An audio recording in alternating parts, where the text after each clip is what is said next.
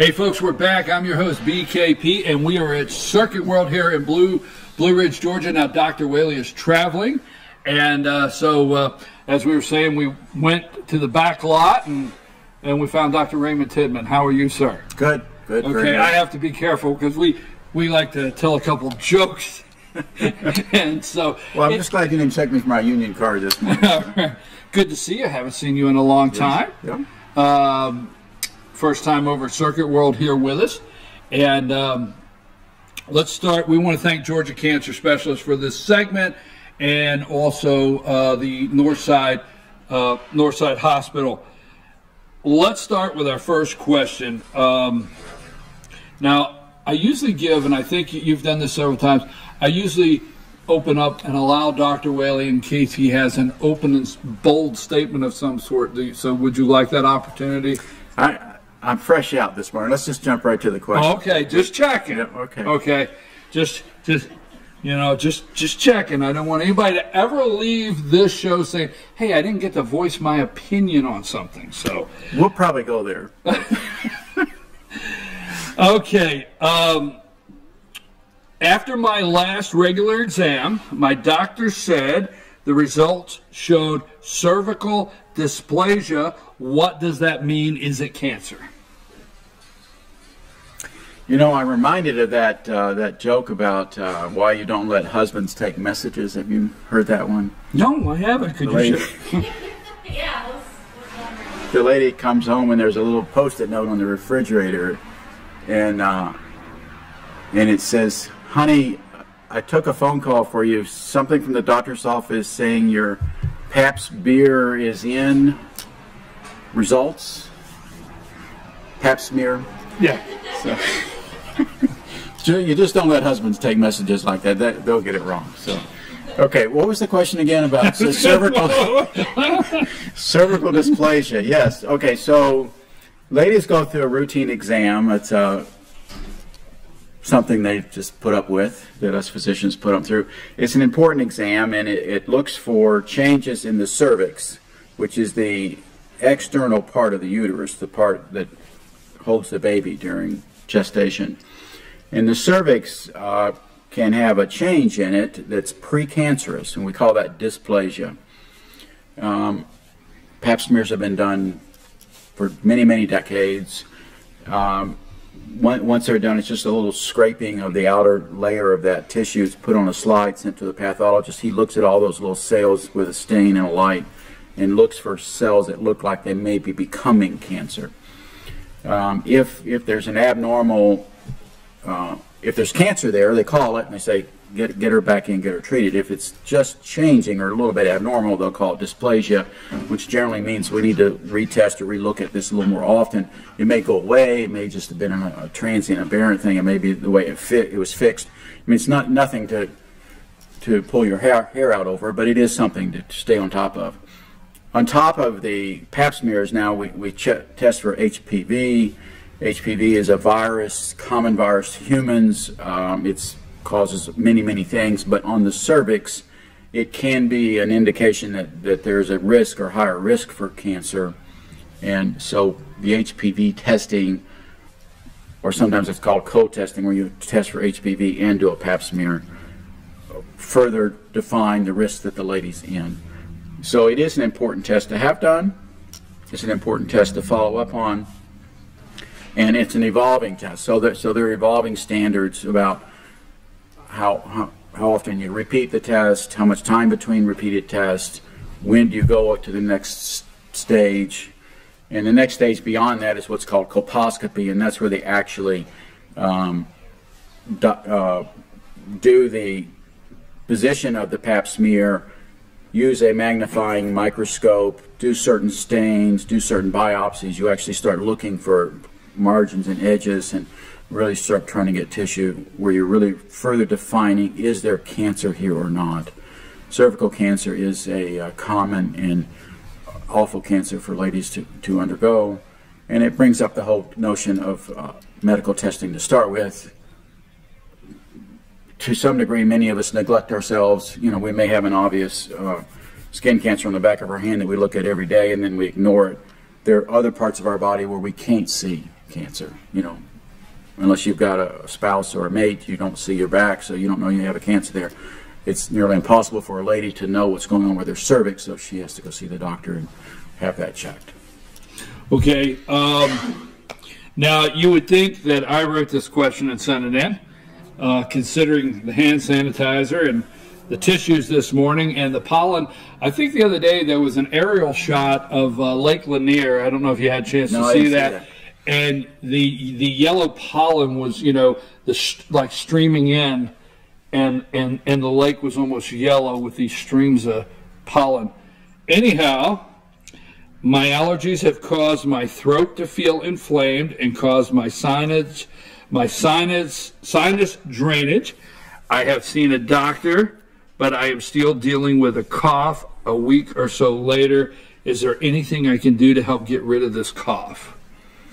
Yeah, there are things to get rid of it. You know, it's interesting. We live in what I call the OPEC of pollen. How much will this doctor's visit cost me? I'm concerned that I have these symptoms and now I'm on the meters right. I'm sure it's covered under your HMO policy. Okay. We live in the OPEC of pollen here. You know, in Michigan they might have a pollen count of 20 or 30 or maybe 100. You know, we have pollen counts of thousands. I think our pollen counts are like second highest in the world here. So we really are special with pollen. That's why everybody's car is green this time of year, not just the lakes. So back to your question. Treating allergies, there's so many different ways to approach it. You know, and a lot of it's over the counter now. So you can get over the counter antihistamines, or you can get over the counter mucolytics, we call them, that tend to go one way versus another. The antihistamines tend to dry us up, less secretions. The mucolytics tend to increase secretions and get them out, wash them out. There are steroid sprays just for our nose. There are inhaled steroids for people who are asthmatic. And one of the things that I've come to enjoy, particularly for myself, since I've found that there is like 1 week or 2 weeks when something blooms. I'm not sure what it is because I've not done the formal testing, but there is something that blooms this time of year for a week or two. I know I'm going to be pretty miserable. And interestingly, that affects the patient's eyes. So they'll find that their eyes are real irritated, or they're rubbing their eyes a lot, or their eyes are red, or they're draining. Well, when you think about it, that's like the source of the Nile there. Your eyes are producing all these tears. It's going into your nose. Whatever is coming out of your eyes is going into your nose and getting into those membranes and then into the back of your throat, and you're getting just irritated and overwhelmed. So if you can stop that irritation at the source of the Nile, so to speak, with some eye drops, and there are many different kinds over the counter, or go a little bit stronger and have the doctor prescribe you a mild steroid eye drop for your eyes during that really tough period, you can control a lot of symptoms with a drop in each eye once or twice a day. So I guess the bottom line is, all over the country this time of year we have allergies. There are many ways of treating it. You should definitely get after it. If your treatments are not effective, or if they evolve into other things like a persistent cough, well, there can be other things going on. So once again, you know, do your best to do over the counter, and then when you need medical help, go get medical help. And when symptoms evolve into something that's not quite fitting or not going away like it should, definitely go get medical help and look at it, because a continuous cough could be, you know, for a former smoker, it could be lung cancer. Right. It could be throat cancer.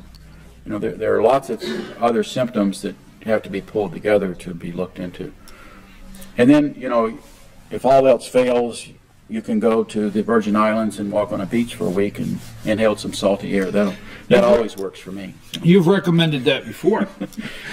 Something about pedicures, I think. So I like to bring these things back together. Exactly. You've recommended that before. Now, I see this doctor sometimes on Friday. He's always wanting to go out to the island. Well, he's told me these great things about these allergy treatments. And in a way, I'm so happy he's not here today, because if he was here and my tissue and hand sanitizer, I would be hearing, well, don't you remember weeks ago I told you that if you do this every day? So I did not write that question, and I'm not experiencing the cough, but our viewer is experiencing dealing with a cough a week later and has a concern that the cough has not gone away. Yeah. So that's something maybe they want to follow up. They want to follow up with that. Okay. Our last, and we live in the OPEC of pollen. Is that, do you feel that needs explained, or would just let that go? Well, OPEC I mean, of OPEC. pollen. Can you write that down? I don't want to forget it next year, because I'm going to steal his line next year if he's not here, and I'm going to say, folks, OPEC of pollen is where we live. Second highest in the world? Second highest pollen counts in the world. You know, people in Wisconsin, they live on the OPEC of fresh water since they border Lake Superior, right? So they're never going to have a fresh water issue up there. We're always going to have plenty of pollen here. Is that why they have cheese? I mean, you know, all right, could be. Let's bring this back around. This next question, okay? Can too little sleep be a cause of weight gain? Don't look at me like that. Amanda, well, that's clear. Don't you dare. That's clear that you're getting at least 7.5 hours Thank sleep you. a day. So. Well, it's not. Yes, too little sleep. That's really a cool question. So let's get into that a little bit. Sleep is an important part of life. It's what we do every day. We spend a great deal of our life unconscious asleep. And so we sort of take it for granted. And it's only been in the last maybe 10, 15 years that people really started studying sleep deprivation. What does that do to us? Even the military now is looking at what happens to the effectiveness and efficiency of soldiers or groups of soldiers who were put through prolonged sleep deprivation. Because those guys are in harm's way. Right. And if you're depriving their sleep and you're slowing their mind down and making them dysfunctional, their lives could be lost over sleep deprivation. And it has truly been shown that when your sleep patterns are messed up for long periods of time, it has multiple levels of physical and psychological injury to you. So let's take the condition of sleep apnea. Patients will come in, they're being treated for high blood pressure, the doctor's having trouble controlling their blood pressure, their weight's going up, their pulse is going up, they're feeling irritable, they may be having marital issues over it. And no one's asked the question, well, are you sleeping at night? Are you waking up rested in the morning? And people have been doing that for so long that that's now normal for them. They wake up tired. They cat nap during the day to catch a little sleep here and there. Or they find themselves drifting off while they're driving and they're startled by it. Usually the spouse will know something's going on. So the first thing I'll do is ask the spouse, is he snoring at night? Are you laying there with one eye open because you feel like you have to shake him because he quits breathing? Or same thing for the lady, you know, you're listening to your gal stop breathing at night and you feel like you have to startle her and wake her up because she quit breathing.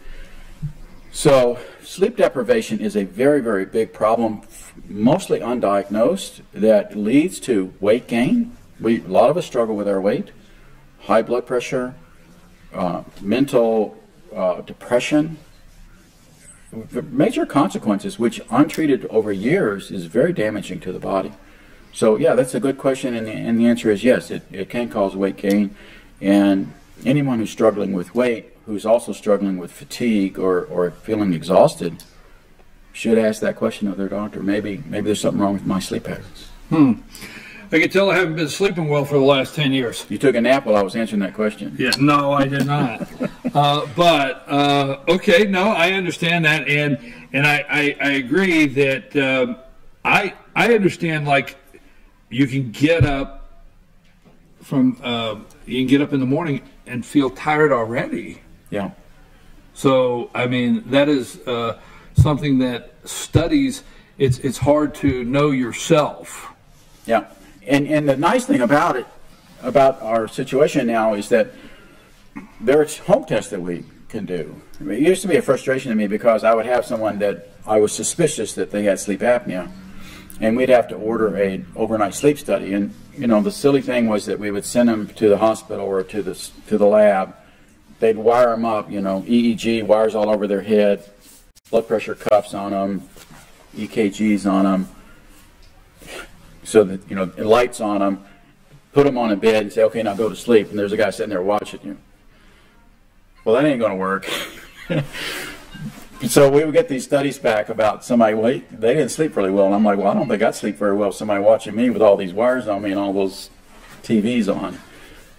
Now we can send home devices that at least get first level information about, is the oxygen level dropping in the patient at night? Is their heart rate changing at night? So there are these monitors that we can do home testing with that give us that first level of information. Is there probably a problem here or not? And so testing for sleep apnea is a lot easier than it used to be, and a lot less expensive accordingly. Treatments are more profound and straightforward now. I have patients that go on CPAP that, you know, it's life-changing. I mean, they feel better, their blood pressure gets easier to control, they start losing weight. I mean, they come back a month later and they're like, wow, I should have done this a long time ago. Well, Dr. Tidman, I appreciate you coming today, filling in for Dr. Whaley.